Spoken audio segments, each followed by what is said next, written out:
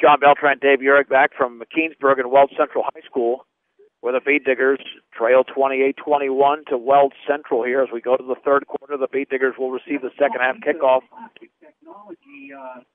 And essentially the playoffs do not begin until November 13th. But let's face it, Dave, the playoffs begin right now for the Big Diggers here in the second half. You know, the Diggers are a team that can play with anybody. And if they can get out of this Patriot League into the playoffs, you know, I don't think it really matters what seed they are. You know, I think they can go with anybody, but they got to get there first, and there's so many teams that could be ahead of them. You know, unless there's a couple of upsets, it could be tough even getting out of the Patriot League. Here we go. C.J. Kukas and Joe Rosenbrock are back to receive. Weld Central's all fired up on the sidelines. They're sensing this could be a nice upset. They had one 2 years ago and nearly pulled it off last year before Eric Garcia scored a late touchdown. Court Dunham will kick it off. And that was a 22-15 Bead Digger win in Brush for this Weld Central team, regardless of their record. They come to play when they take on the Bead Diggers. Bead Diggers had a big second half last week against Strasburg. The kick towards the sideline. Kukas has it at the 15, straight into the 20, across the 25, right sideline 30, and he lowers his shoulder across the 35 to the 39. Good field position for the Bead Diggers, 61 yards away from tying the game as they start at their own 39-yard line. Well, Central kicked it on purpose right over there to Kukas. Made sure he had to catch it on the bounce. Once Kukas saw the Weld Central kid make his move and make the cut inside to try to make the tackle, he cut it back to the outside and picked up some nice yards. First and 10 for Brush at their own 39-yard line. The Bead Diggers have lost 2 games this year on the road and are 24 minutes away from suffering their third road loss. Handoff right up the middle, and storming across the 40 to the 43 is Tanner Morrow. The gain of 4. Garrett Page got a piece of the ball carrier. Second down and 6. And we talked about Weld Central shooting themselves in the foot a little bit in the opening half. So did the Bead Diggers with those 2 turnovers. They just can't play. You can't give the football away to people, you know, in big games.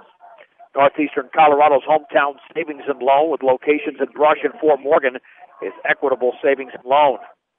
Second down and 6 for the Bead Diggers at their own 43-yard line. 2 to the left. Make it trips to the left, 1 to the right. The pitch left to Morrow. Swings it to the outside. Goes to the 45-yard line, along the sideline to the 50. He's into Weld Central territory. First down inside the 50 to the 44 for Tanner Morrow. The gain of 12 and a Bead Digger first down, make it 13. So the Diggers broke out of that T offense, the double tight T offense. They took 2 of their backs, set them up over there on the left side, and helped seal off all those Weld Central defenders so that Morrow could turn the corner out there. First and 10 for the Bead Diggers and the Rebels 44, trailing 28-21. We're still in the opening minute of the third quarter under center Garcia, and he's going to option it right. Will he keep the football? He will fake the pitch along the right sideline to the 30, and then he's going to be spun down inside the 30 to the 27 by Brandon Hoff. Another Bead Digger first down, a gain of 17. You haven't seen that option for a couple of weeks. It was a nice play there. Garcia made a nice fake.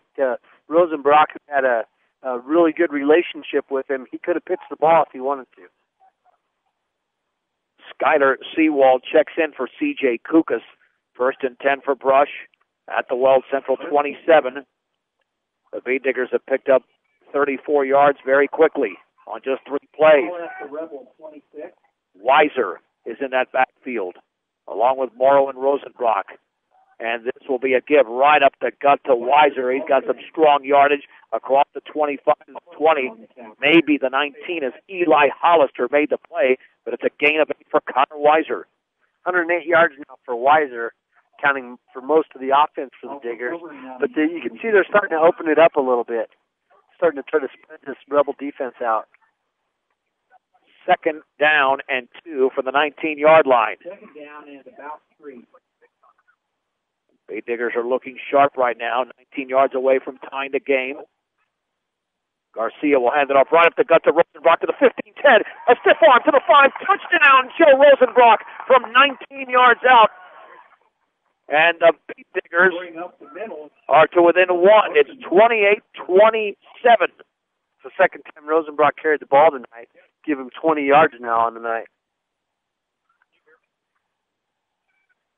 Now the extra point to be attempted by Mr. Automatic.